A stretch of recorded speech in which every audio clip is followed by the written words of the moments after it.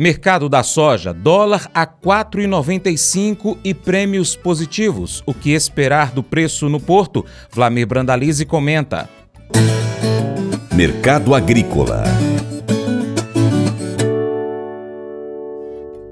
O mercado global da soja opera sob pressão de fatores externos e internos que têm limitado o avanço das cotações.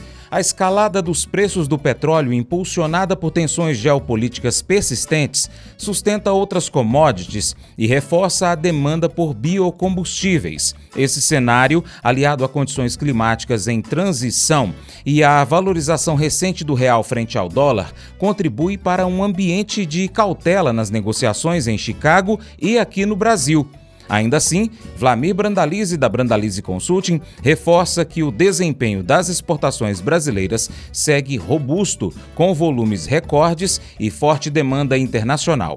Continua a crise lá no Irã, a guerra segue a não cessar fogo, mas as discussões não avançam e automaticamente isso está mantendo o petróleo firme, né? O mercado do petróleo em alta.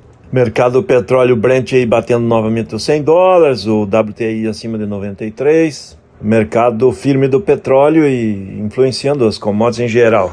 Esse petróleo em alta geralmente traz um apelo positivo no óleo de soja, né? E no milho por causa do etanol. Biocombustíveis em fase de expansão aí a nível global. Outro fator importante é a condição da safra americana, né? A safra americana com plantio acelerado. E falando em soja, que nesse momento já estaria aí com mais de 16% plantado da safra, frente à média histórica, que seriam 7 para 8%. E o Illinois ali já quase 25%, um quarto da safra plantada. Então isso pesa no mercado e os indicativos de clima são de um clima começando a perder forças. O inverno, né, o frio ainda muito frio, algumas regiões até tem neve nas áreas agrícolas, o produtor preparando o solo. E alguns plantando quase no gelo também. Mas em si há indicativos que nas próximas 2 semanas as temperaturas podem subir e amenizar o quadro em geral e o plantio vai andar. A grande questão, continuamos falando, plantio americano muito acelerado da soja pode ser indício de que o produtor americano vai plantar mais soja. A projeção era 34,3, 34,5 milhões de hectares. Pode chegar a 35 milhões de hectares, então isso é importante acompanhar e que abre a temporada com potencial de safra aí perto de 125 milhões de toneladas. O ano passado colheu 116, então isso acaba sendo um limitante de cotações. Dá para ver que Chicago ele até beliscou aí nessa semana os $12 ali no julho, trabalhou no $12, muita operação de venda de posição, de garantir esse nível de $12 no julho. As posições futuras aí 11,60, 11,70 também, muita posição de proteção e automaticamente o mercado acabou entregando, né? E voltando aí a base de suporte aí nos longos é 11,50, 11,45, o spot tentando segurar perto de 11,60 e o julho já perdeu os 11,80 também, então andou lá nos $12 e agora está com suporte perto de 11,70. Essa é a posição da soja lá em Chicago e o mercado com dificuldade, né? A janela da soja é 11,40 a 11,80 nesse momento. Essa é a janela de operação curta, média e longa, né?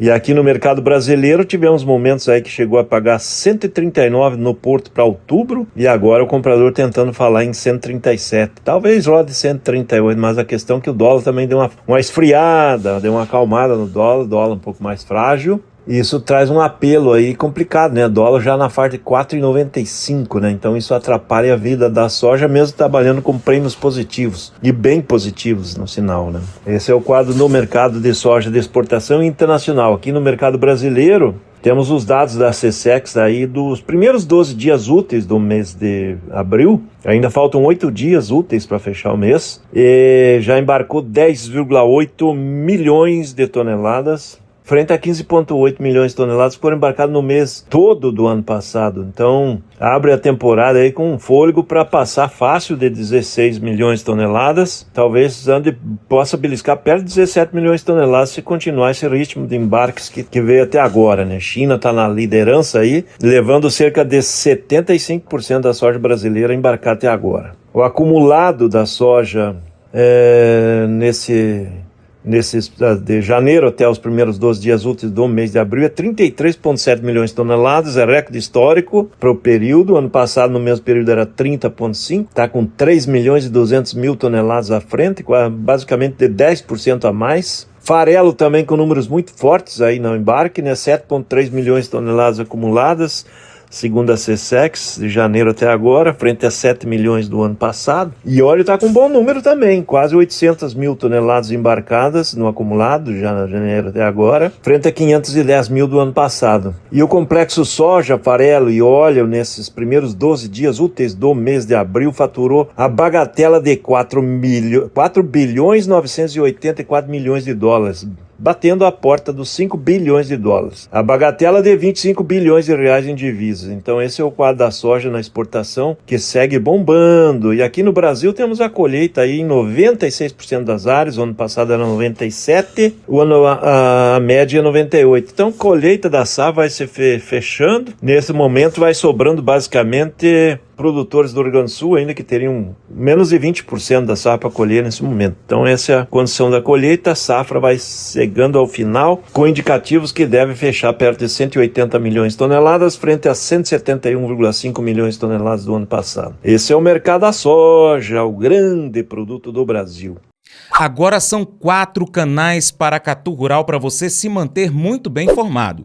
Tem o Paracatu Rural, que você deve estar inscrito e clicar no sininho para receber notificações. A mesma coisa você deve fazer no canal Paracatu Rural, Mercado Agro, Paracatu Rural, Escola do Campo e Paracatu Rural Cortes. Vou ficar esperando você, hein? Valeu! A fé não cresce pelo esforço, mas pela lembrança das obras de Deus. O salmista expressa essa ideia em meio à angústia, escolhendo recordar as intervenções divinas como forma de encontrar força. Ao longo das Escrituras, nós somos repetidamente chamados a lembrar, como em Eclesiastes e no Salmo 105, onde a memória do que Deus fez serve como alicerce para a nossa fé. Em vez de envergonhar, Deus quer nos fortalecer ao relembrar as suas maravilhas. A reflexão sobre como Deus atuou em nossas vidas, trazendo graça, luz e paz, é essencial para fortalecer a nossa confiança. Recordar não é apenas nostalgia, mas um modo de cimentar nossa base espiritual. Que Deus te abençoe e até o próximo encontro.